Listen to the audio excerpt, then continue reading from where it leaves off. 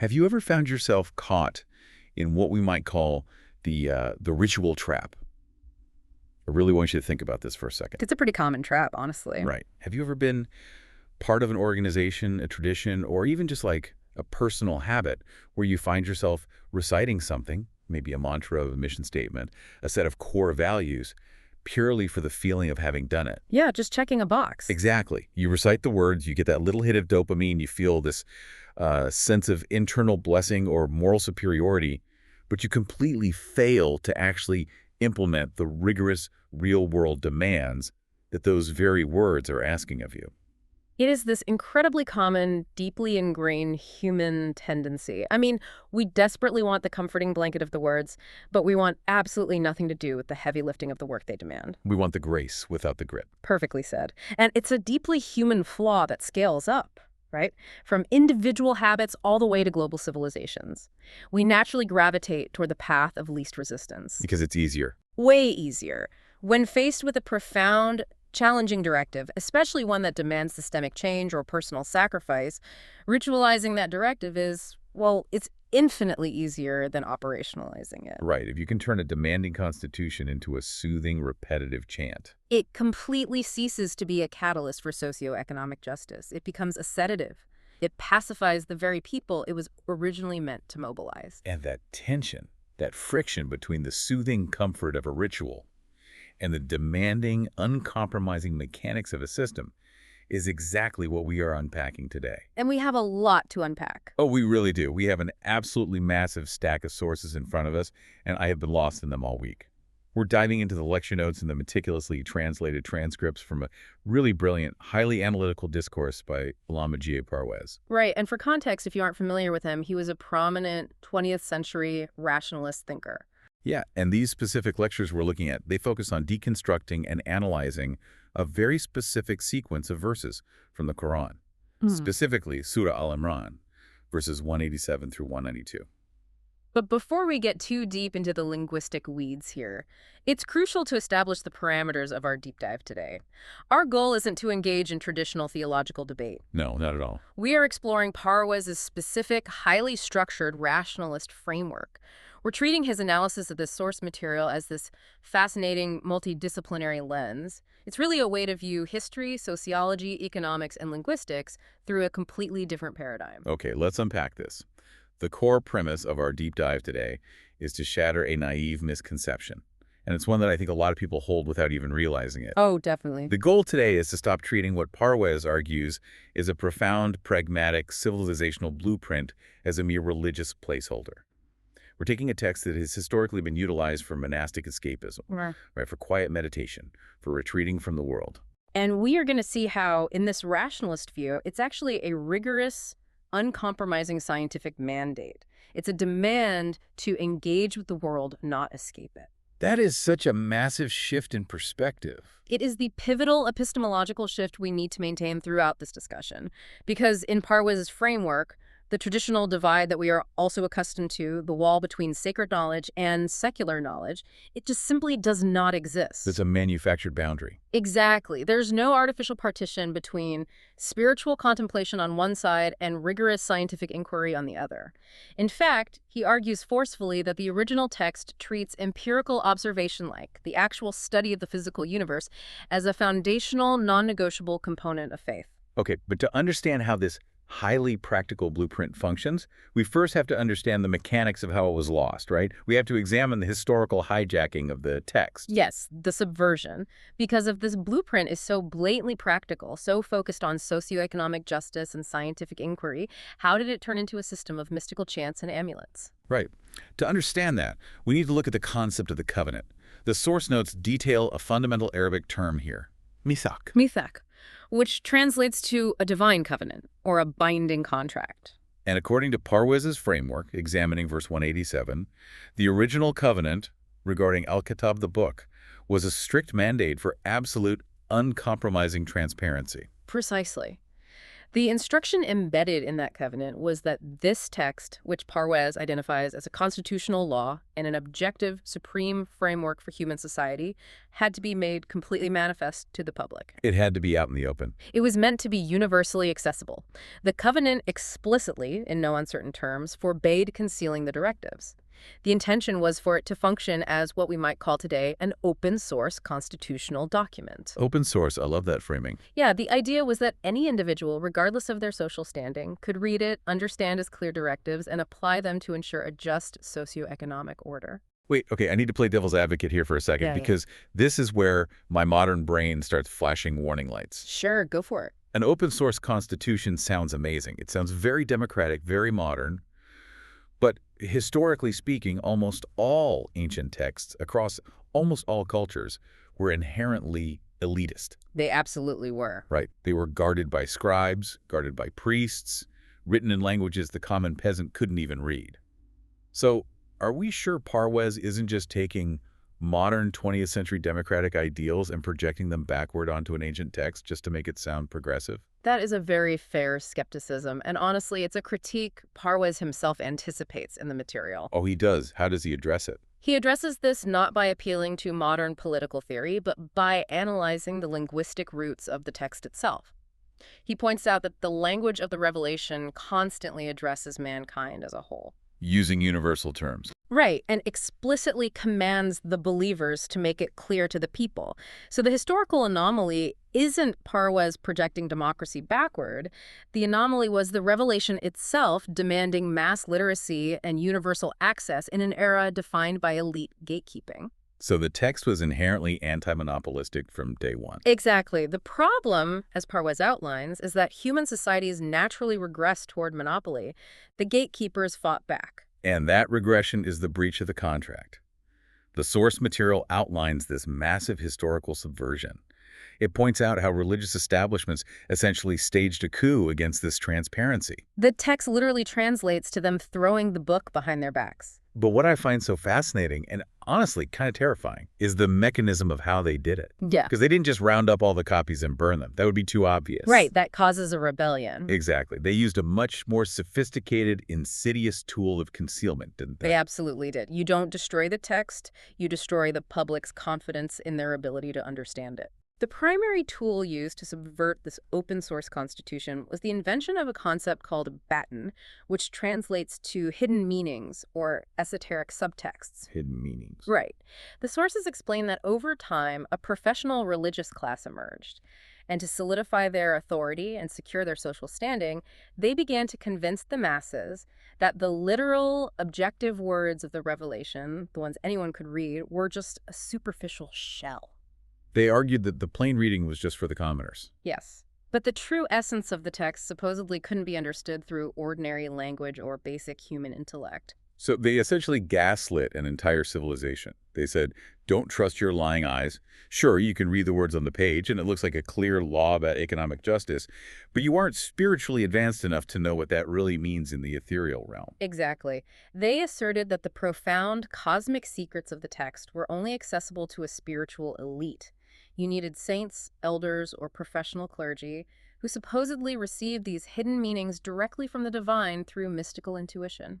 And the crucial mechanism of control here is how this knowledge was transmitted. It wasn't written down in a public forum. No, it was passed down exclusively in secret, transmitted from what the traditions call chest to chest. Chest to chest. I mean, it sounds so poetic, right? So intimate and mystical. Mm-hmm. But when you look at it systemically, as an architect of a society, it's a brilliant, ruthlessly effective power grab. It really is. Because if you can convince an entire society that the fundamental rule book of their civilization is written in invisible ink that only you and your chosen successors can read, you immediately become the ultimate untouchable gatekeeper. The individual citizen's direct relationship with the constitutional law is completely severed. You can't just read the law to know your rights. You have to go through the priest, the elder, the cleric to essentially ask permission to understand reality. And if we look at the mechanics of this, what's fascinating here is the massive epistemological shift it creates within a culture.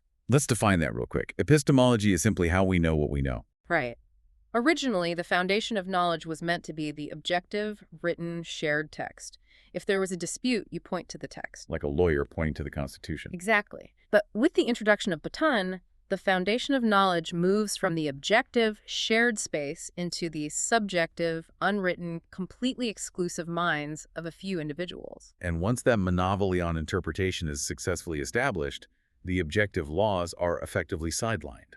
The priesthood can now replace the genuine, literal text with fabricated traditions, mystical philosophies, which the texts refer to as tasawwuf, and highly lucrative esoteric practices. It's the ultimate black market. I was thinking about this analogy all week. Oh, let's hear it. If you are a shady dealer, you absolutely must hide the genuine, high-quality goods from the public. In this case, the genuine goods are the clear, uncompromising constitutional directives for socioeconomic justice and equity. Right, because equity isn't profitable for a monopolist. Exactly. You have to hide those. By hiding the real goods behind this veil of hidden meaning, you create an artificial scarcity. And in that scarcity, you can peddle your own cheap counterfeit products for a massive profit. And what exactly are those counterfeit products in this context, according to the source? The source notes mention them specifically. Things like numerology, the creation of amulets, chanting specific phrases thousands of times to cure a disease instead of, seeking medicine. Selling subjective dogmas and magical talismans. Yeah, secret numerical codes that supposedly unlock the universe. You take the objective practical system, which Parwez calls the deen, and you degrade it into a highly profitable, exploitative profession. You literally monetize the anxiety of the masses. That dynamic is exactly what Parwez critiques so heavily. By claiming exclusive access to the true hidden meaning, the professional clergy ensures that any clear command in the original book that contradicts their vested political or economic interests can simply be overridden. Give me an example of how that works in practice. Well, if a verse demands the equitable distribution of wealth, but the clergy is allied with a wealthy feudal lord, they can simply reinterpret the verse through an esoteric lens. So they can say, this verse isn't about physical wealth, it's about the distribution of spiritual wealth. Exactly. Or they can dismiss it entirely based on the complex rulings of their own internal jurists. The subjective opinions of these religious figures become elevated to the status of ultimate divine authority. So the religion fundamentally transforms from an empowering socioeconomic system into what we might call spiritual mercantilism. Spiritual mercantilism. That is a heavy, heavy phrase. You're literally buying and selling salvation based on arbitrary rules set by the monopolists. You're selling indulgences. And what's terrifying is how this shapes the psychology of the people running the system. This leads us right into the analysis of the very next verse in the sequence, Ayat 188. Because once you have a society run by this kind of monopolistic black market priesthood, a massive civilization-wide psychological delusion take hold. It is the delusion of the unproductive. Verse 188 addresses the inevitable social decay of a society led by these figures. The text warns against those who rejoice in their exclusionary dogmas and love to be praised for what they have not done. Now, in the systemic rationalist context Parwez outlines, this isn't just about people being arrogant at a dinner party. No, not at all. It refers to a specific class of leaders and, crucially, the followers who enthusiastically enable them, who boast of incredible spiritual superiority. They claim the exclusive trademark title of the true believers. Right, they walk around with their heads held high, absolute certain they are the chosen ones, the most pious, the most righteous on the face of the planet. They have the longest robes, the most complex rituals, the most tearful prayers. But the brutal question the text asks is, what are they actually doing? What are they building? That is the crux of the rationalist critique. The source notes emphasize that while these societies claim absolute spiritual supremacy, if you look at their actual output, they produce absolutely nothing of constructive value for humanity. They are entirely stagnant. They recite the ancient words flawlessly. They perform the intricate rituals with perfect precision. They wear all the outward markers of ultimate piety, but they contribute nothing to the scientific, economic, medical, or social advancement of their civilization. They are consuming resources while providing no tangible progress. I think everyone listening can relate to this dynamic in some way. It's very recognizable. Have you ever encountered a group, maybe a political organization or even a corporate culture, that is utterly obsessed with its own internal jargon. Oh, yeah. They have their own rituals of ideological purity, their own self-congratulatory awards banquets, their own echo chambers where they tell each other how brilliant they are. Meanwhile, the actual product they're supposed to be making or the service they're supposed to be providing to the real world is completely failing. They are so obsessed with being right internally that they become completely useless externally. It's a perfect parallel. So what does the text say happens to a society like that? What Parwez argues is that the text asserts this kind of society cannot escape the natural consequences of its own stagnation. Hollow boasts of being the true believers or having the most secret chest-to-chest knowledge will not save a civilization from the cold, hard realities of decline. So the punishment isn't just some abstract penalty waiting in the afterlife. No, it manifests as worldly degradation. If you do not produce, if you do not study the universe, if you do not advance the human condition, your society will decay, collapse, and be subjugated by more advanced nations. No matter how laidly or beautifully you chant your prayers. Exactly. Which brings up a massive logistical problem. Right, because if the entire text has been hijacked by this priesthood, and all the words have been coded in centuries of this mystical, unproductive baggage, how do you get the blueprint back? If the windshield is completely covered in mud, how do you see the road? To fix this, Parwez essentially has to do a massive linguistic teardown. He has to redefine the divine vocabulary from the ground up. He takes words that we currently associate with quiet religious submission, and he translates them back into their original systemic, socioeconomic, and scientific definitions. And this linguistic teardown is perhaps the most intellectually rigorous and controversial part of his lecture series. He provides what is essentially a new glossary of terms. He is methodically stripping away the esoteric, mystical interpretations that accumulated over centuries to reveal the stark, operational architecture beneath. It's like scraping away centuries of cheap paint to reveal the original load-bearing steel beams of a building. Let's do a deep dive into exactly how he does this. We have two incredibly important terms from the lecture notes to look at. The first one is tafakkur.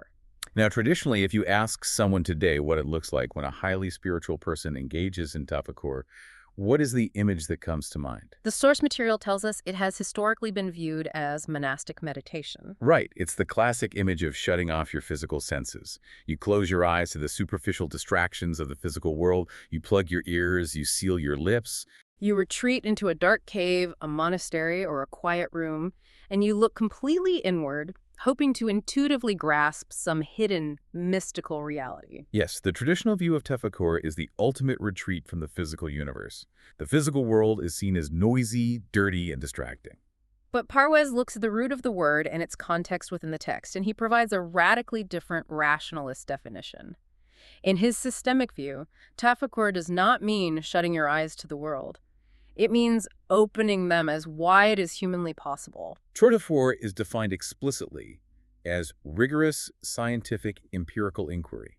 It involves using perceptual knowledge, and Parwez is very specific here. Perceptual knowledge means actively utilizing the physical senses, your sight and your hearing, and combining the data from those senses with human intellect to actively study, measure, and understand the mechanics of the physical universe. This blew my mind when I read the notes. The text is actually directly contrasting the act of shutting off your senses with what it calls perceptual knowledge. It is arguing that true faith doesn't demand a dark cave. It demands the laboratory, the telescope, the microscope, the petri dish. You don't find the ultimate truth by ignoring the physical world and looking into your own belly button. Yeah. You find it by measuring the world, testing it, stressing it, and analyzing its physical laws.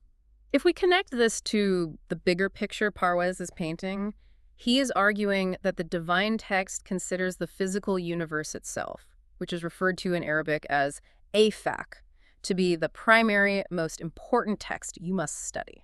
So tafakkur isn't a passive state of bliss. No, it is the active, grinding engine that drives socioeconomic and technological advancement.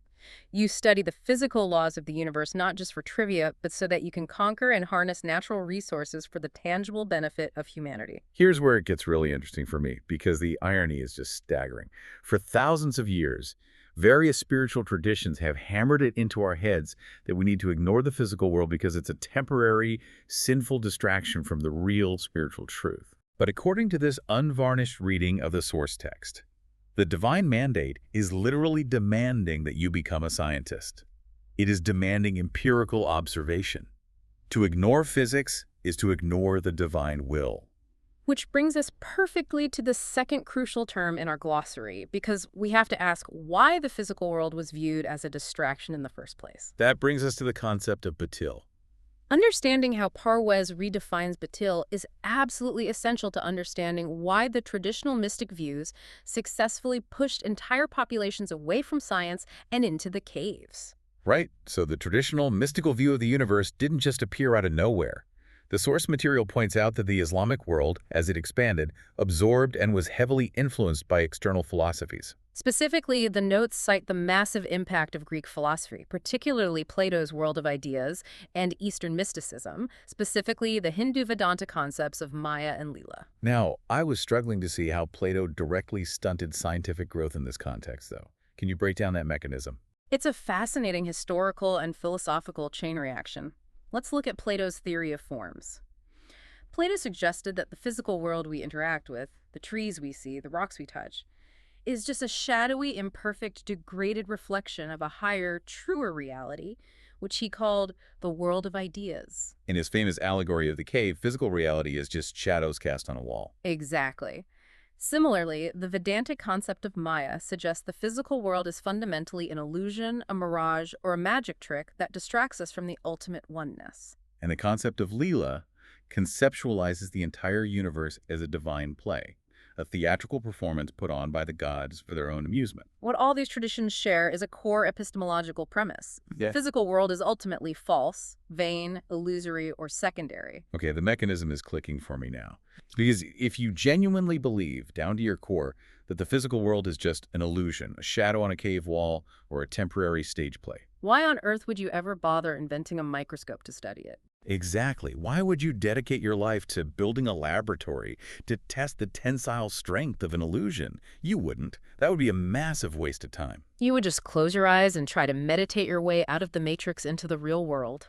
The source notes make the argument that treating the world as batil, treating it as a vain, pointless illusion, is the direct philosophical cause of intellectual and technological stagnation. Ideas have real-world consequences. If the universe is a joke, science is the punchline.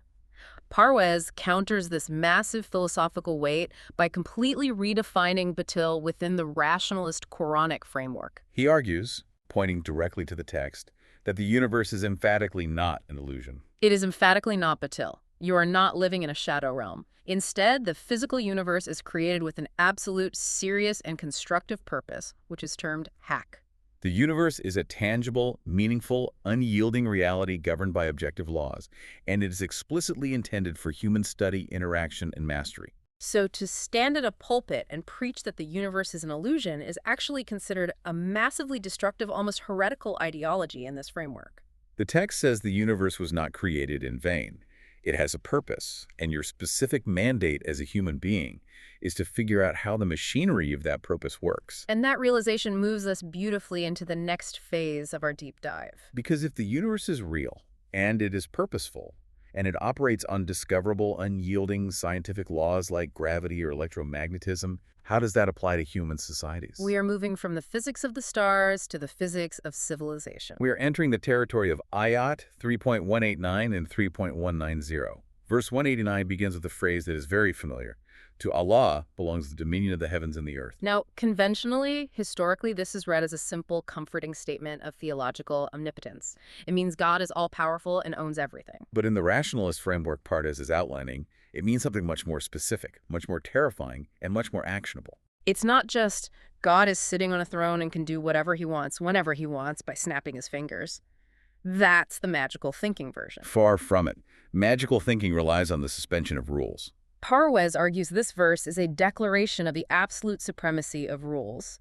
It is a declaration that the physical universe operates on strict, unchangeable, objective laws that do not bend for anyone's prayers. He refers to this overarching principle as Mukafat-e-Amal, or the law of requital. It means that the principle of cause and effect is absolute and universal.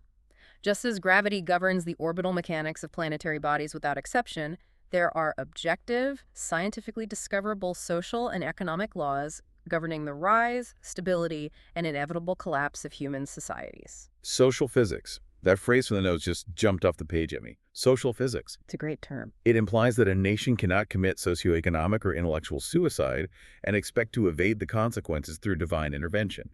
You can't just pray away bad macroeconomic policy. If your society is built on a foundation of injustice, corruption, extreme wealth inequality, or deliberate scientific ignorance, the law of requital will kick in automatically. Your society will fall. It will fall scientifically and inevitably exactly the same way a badly designed, structurally unsound bridge will eventually collapse under its own weight. It's not an angry God throwing a lightning bolt. It's just physics. If we connect this to the bigger picture, it strips away the exceptionalism that plagues so many cultures. The divine laws governing the rise and fall of nations apply to everyone equally, completely, regardless of their religious labels, their ancestry, or how loudly they boast about being the true believers in their temples. The universe, functioning on the law of requital, does not care about your theological labels. It only cares about your actions, your policies, and whether those policies align with the constructive purpose, the hawk of the universe. And that brutal reality leads directly to Ayat 3.190, the call to empirical observation. The text explicitly says that in the creation of the heavens and the earth and the alternation of night and day, there are profound signs for the Ulul Albab. The translation given for that is the people of intellect or the people of understanding. This is the definitive textual shift away from the blind dogma and the chest-to-chest secrets we discussed earlier. The source notes make it abundantly clear. The text is shifting the entire focus of human inquiry away from monastic escapism, away from the dark caves, and directing it firmly toward the rigorous empirical observation of the physical universe. The Ulul Albab, the truly faithful, aren't the priests who memorize the most esoteric incantations. They're the astronomers, the physicists, the sociologists. They are the people who observe the alternation of night and day, meaning the literal physical mechanics of the cosmos and the environment, and draw rational, actionable conclusions. But I have to push back here for a second. Let's look at human nature. If this text, which has been revered by billions of people for centuries, is so blatantly, undeniably scientific, if it is literally pointing to the stars and the seasons and explicitly saying, look at the physics, you people of intellect, why do societies still, time and time again, fall back on blind dogma? It's a great question. Are we just biologically wired to prefer the warm comfort of a chest-to-chest secret over the cold, hard work of a laboratory analysis? Why is the escapism so incredibly appealing that it overrode a clear constitutional mandate? That is addresses it head-on by highlighting the sheer agonizing difficulty of the scientific mandate. Empirical observation is incredibly hard work. It's exhausting. It requires rigorous, exhausting discipline. It requires a willingness to have your ego crushed and be proven wrong by the data. It requires the patience to gather evidence over decades and the intellectual honesty to accept deeply uncomfortable truths that might upset your worldview. Dogma, on the other hand, provides immediate, unearned, and absolute certainty. A whispered secret from a religious authority requires absolutely no laboratory, no peer review, no statistical analysis, and no cognitive heavy lifting. It's the difference between buying a lottery ticket and building a 30-year business. That is a brilliant way to put it. The dogma sells you the winning numbers to the universe, guaranteed, for the low price of your obedience. Science says, here is a shovel and a pickaxe. Start digging, and maybe, if you're lucky and work collaboratively, in a decade we'll understand this one very specific mechanism of how a single cell divides. Given the choice, most people buy the lottery ticket. It's the path of least resistance we talked about at the beginning, and the monopolistic priesthood we identified earlier thrives entirely on this human weakness. They offer the ultimate shortcut. They say, don't look at the terrifying, mathematically complex void of the cosmos. Just memorize this incantation, perform this physical ritual at this specific time, and your eternal spiritual reward is guaranteed. The rationalist interpretation argues that this shortcut is the ultimate illusion. It is the true batil, because it leads directly to the real-world, physical destruction of the society that adopts it. It renders them defenseless against the laws of physics and economics. Which brings us to the terrifying reality of what actually happens when a society ignores this social physics. We are moving from the theoretical debates of the laboratory and the monastery into the brutal, unforgiving reality of global economics and geopolitics. Let's look at Ayat 3.191 and 3.192. The discussion pivots significantly here. We move from identifying the mechanisms of the universe to the tangible, real-world consequences of either utilizing or abandoning those mechanisms. Parwez introduces a massive systemic concept here called Nizami Rubiyat, which translates to the system of providence, or the system of universal sustenance. This is the economic engine that is embedded directly into Ayat 3.191. The verse itself describes those who remember Allah standing, sitting, and lying on their sides.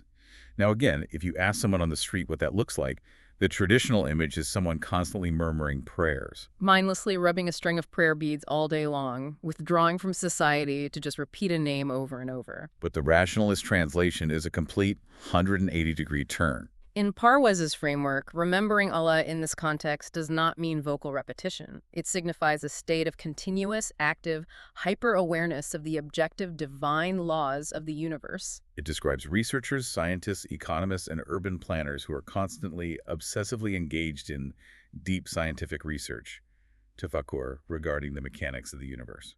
When they are standing, sitting, or lying down, their minds are turning over problems of physics, biology, and social organization. They aren't counting beads, they are calculating physical laws and resource allocation. They are trying to figure out how to harness the natural resources of the earth. And the goal of this research isn't just to publish a paper or win a Nobel Prize for individual glory. The goal is universal sustenance. It's a strict economic mandate.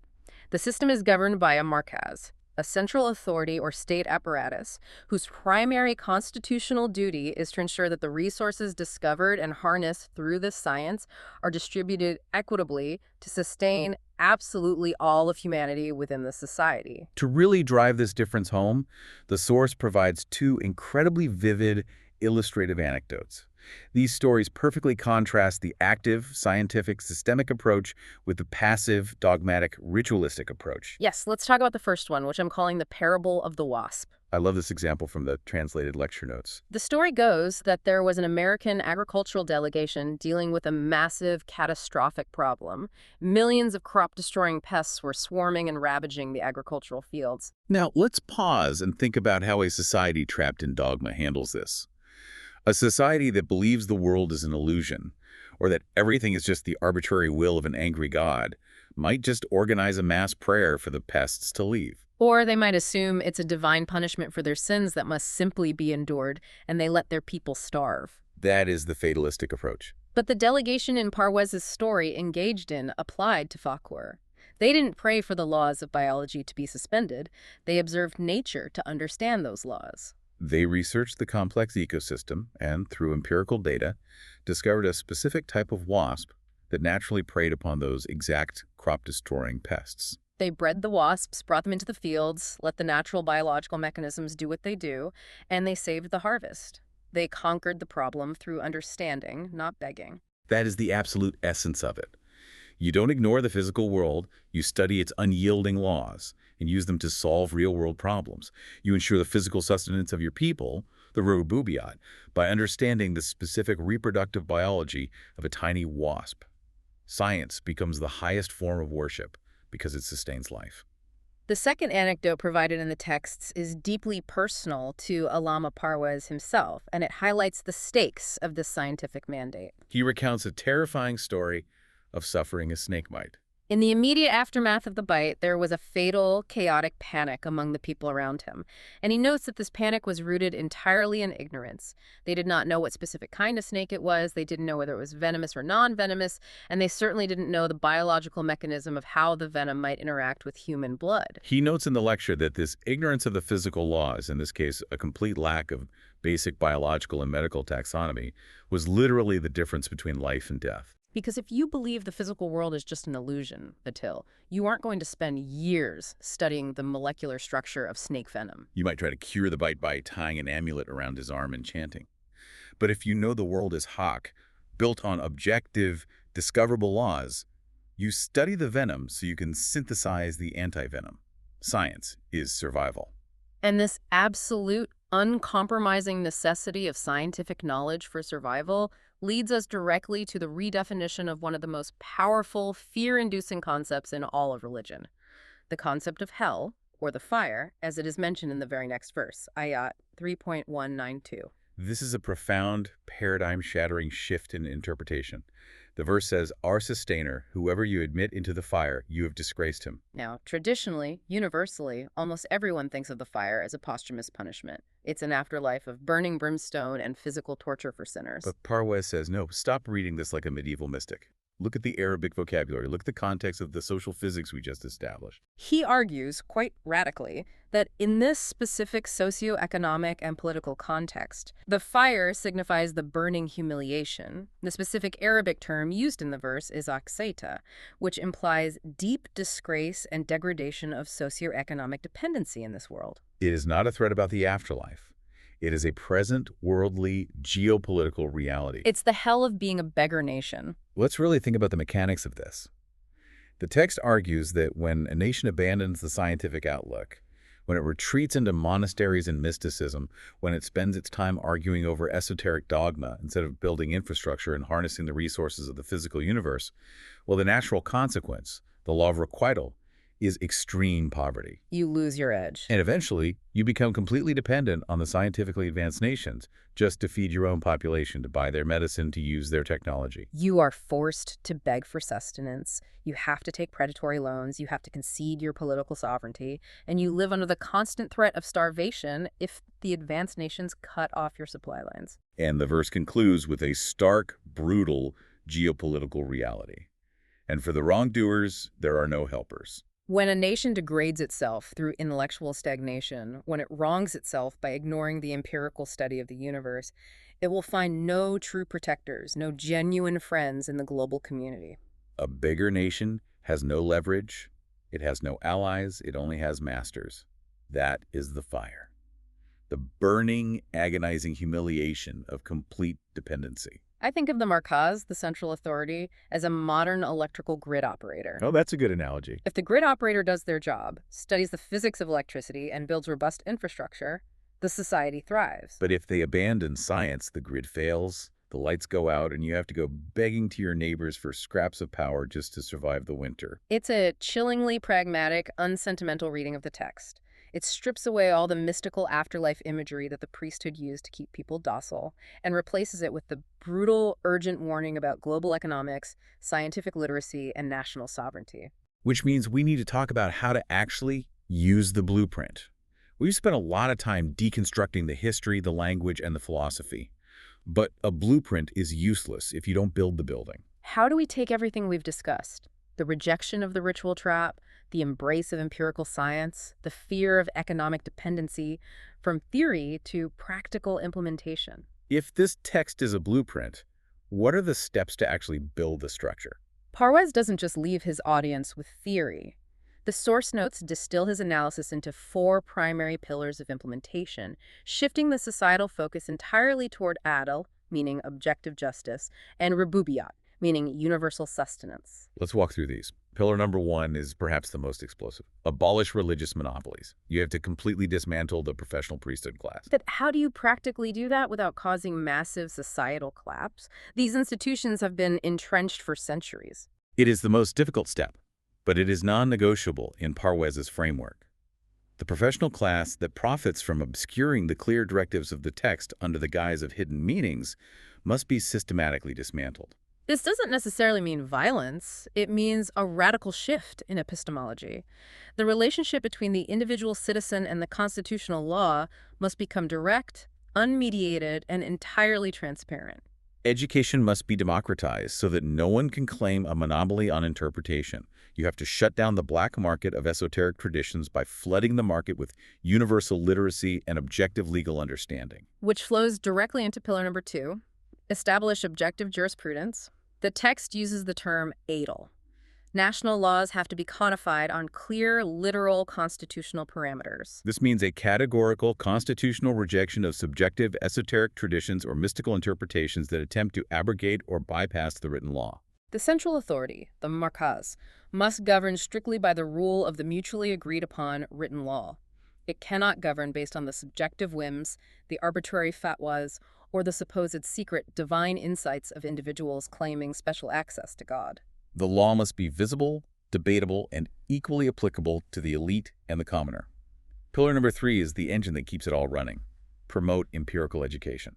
This goes all the way back to our discussion of tafakkur. We have to completely stop treating education, especially religious education, as a rote, ritualistic recitation exercise that is meant only to earn invisible points for the afterlife. Education must shift entirely away from mystical escapism and rote memorization. Rigorous scientific research, the empirical observation of the universe using the physical senses and the intellect must be institutionalized. And crucially, in this framework, it isn't just an academic pursuit for a few nerds in the lab. It is framed as a fundamental civic and religious duty for the entire population. To be a citizen in this system is to be an active observer of the universe. Which naturally leads to the fourth and final pillar, the ultimate output of the system. Institutionalize universal sustenance, rububiyat. This is the ultimate, non-negotiable goal of all that scientific inquiry and objective law. You utilize your empirical understanding of the physical universe, recognizing that it is a purposeful, resource-rich reality, to build a robust, self-sustaining economy. State policies must focus entirely on harnessing natural resources to eradicate economic dependency and prevent the global humiliation of the fire. The collective goal is to transform the society from a vulnerable collective of beggars into an impregnable society of independent, scientifically advanced providers. It's a total ground-up paradigm shift. You are taking a society from sitting in a dark cave with its eyes closed, desperately hoping for a hidden truth to fall from the sky, to standing in a brightly lit laboratory with its eyes wide open, actively building an economy that feeds every single person. If we synthesize the permanent value, what Parwez calls the mustakila kadar, of this entire deep dive into the source material, it boils down to two absolute, unyielding principles. First, the absolute rejection of any subconstitutional, esoteric authority. No human being gets to claim secret knowledge that overrides the objective written law of the land. Second, the embrace of an unchangeable, objective standard of truth that is based entirely on active, empirical engagement with a real, purposeful, physical universe. So, what does this all mean for you? We started this entire journey by talking about the ritual trap, the deeply human tendency to recite words for comfortable blessings rather than doing the incredibly hard work required for systemic justice. We've seen how a text that has historically been used for quiet, passive meditation was analyzed by the source material as a loud, demanding, uncompromising call for rigorous scientific research, objective law, and absolute economic independence. But I want to leave you with a final provocative thought.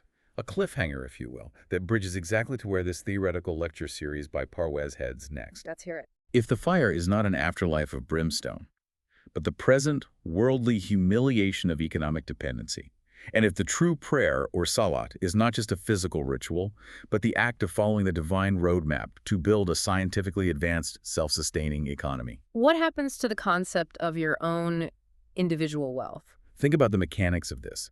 If the markaz, the central authority, is strictly mandated by constitutional law to ensure universal sustenance, rububiyat, for every single citizen, ensuring no one goes hungry, how much of your own resources are you actually allowed to hoard? If the system explicitly demands that no one is left behind, that completely redefines our modern, comfortable concepts of voluntary charity versus mandatory taxation. It asks a terrifying question. Is holding on to excess wealth in a society where others are dependent a violation of the very physics of this social order? Does extreme personal wealth trigger the law of requital? That is a deeply uncomfortable question about the limits of capitalism and personal property, and it's exactly where this textual journey heads next. Thank you for joining us on this deep dive into the source material. We've given you a lot to process, so go look at the universe around you, and we'll see you next time.